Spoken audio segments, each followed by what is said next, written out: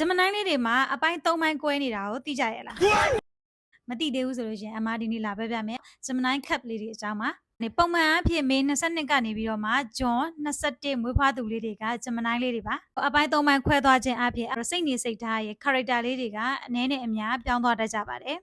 အဲ့ဒီ3ချက်ထဲမှာပထမဆုံးတစ်ချက်ကိုအမပြပြပါမယ်မေ16ကနေပြီးတော့မေ23 Taurus Gemini Cup လေးတွေလို့ခေါ်ပါတယ် Passport Energy ဆိုရင်အကူအပြောင်းနယ်နိမိတ်ဘွားလေးတွေဖြစ်ပါတယ်character လေးတွေအနေနဲ့ကြတော့ဒီ Taurus လေးရဲ့လက်တွေ့ကြမှု Gemini လေးတွေရဲ့ဖြက်လက်မှုစကားပြောကောင်းမှုမျိုးပေါင်းစပ်ထားတာဖြစ်ပါတယ်လူမှုရေးမှာကျွမ်းကျင်ပြီးတော့မှစိတ်ဝင်စားစရာကောင်းတဲ့သူလေးတွေပါအပြောဆိုလဲလိမ်မာပါနဲ့ကြပါတယ်ဒါကသူတို့ရဲ့အားသာချက်ပေါ့နော်အားနဲ့ချက်ကလေးတွေကတော့အလွန်ကျွံစကားပြောမိတတ်ကြလို့သူတစ်ပတ်ရဲ့လှည့်ဝက်ချက်တွေကိုကိုကမရည်ရွယ်ပဲနဲ့ပြောမိတတ်ကြပါတယ်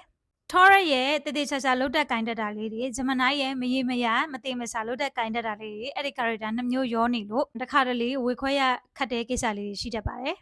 ပြီးတော့စိတ်ပင်ပန်းလဲလွယ်တတ်ကြပါတယ်မေ24ရက်နေပြီးတော့မှဂျွန်16 Gemini စစ်စစ်ကြီးတွေပါ Gemini လေးတွေရဲ့ character ကိုအမဗီဒီယိုလုပ်ထားပေးပါတယ်အမရဲ့ဒီ account တွေကိုဝင်ကြည့်ပြီနော် Gemini စစ်စစ်ကြီးတွေကတော့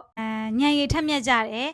စူးစမ်းလုံပြီးတော့မှဆက်စုတတ်ကြပါတယ်စကားပြောဆိုင်ရကောင်းတယ်သူတို့နှစ်ကိုယ်ခွဲ character ရှိတယ်ပေါ့နော်သူတို့ကလွတ်လပ်မှုကိုမျက်နှိုးတတ်ကြပါတယ်ပြီးတော့စိတ်ပြောင်းလဲမြင်တတ်ကြပါတယ်ဒါကတော့ Gemini စစ်စစ်ကြီးတွေရဲ့အတူချုပ် character ပေါ့နော်ဂျွန်16ကနေပြီးတော့ဂျွန်23 Gemini Cancer Cup လေးတွေပါ Passport Magic ပါမှော်ဆန်တဲ့နင်နွေဘွားလေးတွေဖြစ်ပါတယ်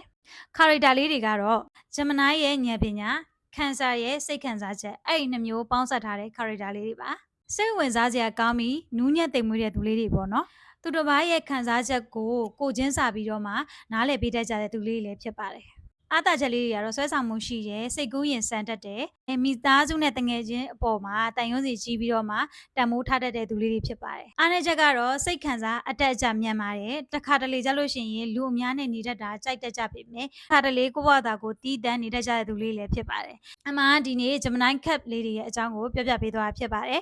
နောက်ရာသီကွန်လေးတွေရဲ့ Cup အကြောင်းလေးတွေအပိုင်းဘလိုတွေကွဲနေလဲဆိုတဲ့အကြောင်းလေးတွေသိချင်နေရဆိုလို့ရှိရင်အမကို like and share follow လေးလုပ်သွားဖို့မမေ့နဲ့နော်